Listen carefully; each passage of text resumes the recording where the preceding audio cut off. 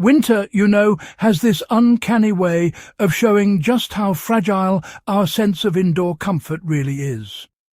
Long before central heating, and before we had all those synthetic insulations, folks had to rely on disciplined, repeatable habits just to make it through the cold months. One of the most overlooked, I'd say, was the Christmas curtain closing routine, a method that was refined over centuries to trap heat and block out the cold air. If this kind of practical history matters to you, well, take a moment now to like this video and subscribe to Battlefield of Survival.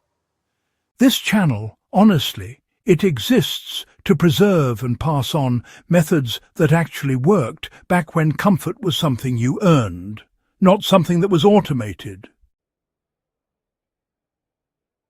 Now, let's get straight to it.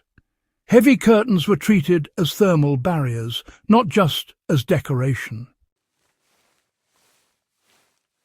Traditional winter curtains were thick, lined, and intentionally oversized.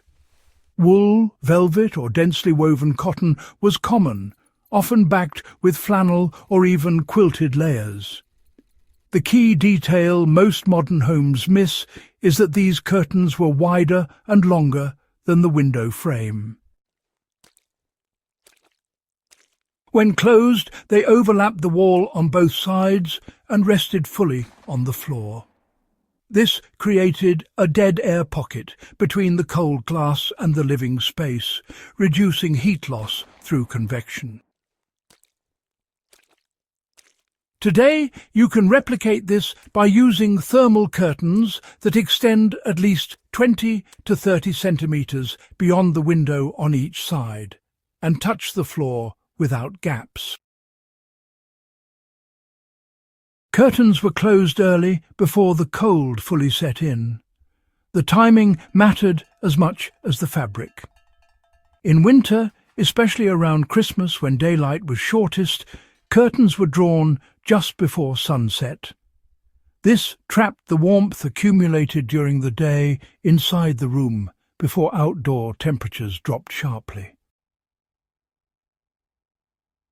Waiting until the room felt cold was already too late. In modern practice, this means closing curtains in late afternoon during winter, even if it feels a bit premature. You will notice that rooms retain warmth longer into the night, reducing reliance on heaters or extra blankets. In older homes, cold air leaked through stone, timber, and poorly fitted windows. Households countered this by tucking curtains tightly against the wall and sill, sometimes weighting the bottom hem or placing furniture like benches and trunks against the curtain line. This prevented cold drafts from circulating into the room.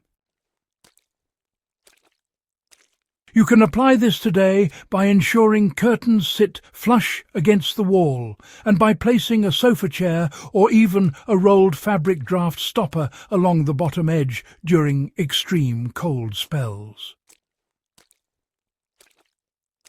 Daytime curtain discipline was just as important as nighttime closure. On clear winter days, curtains were opened fully to allow sunlight to warm floors and walls, then closed again before heat escaped. This passive solar routine increased indoor temperatures without fuel. In modern homes, it's a good idea to keep windows unobstructed during peak daylight hours and then close curtains well before dusk. This simple cycle can, raise perceived warmth significantly, especially in bedrooms and living areas.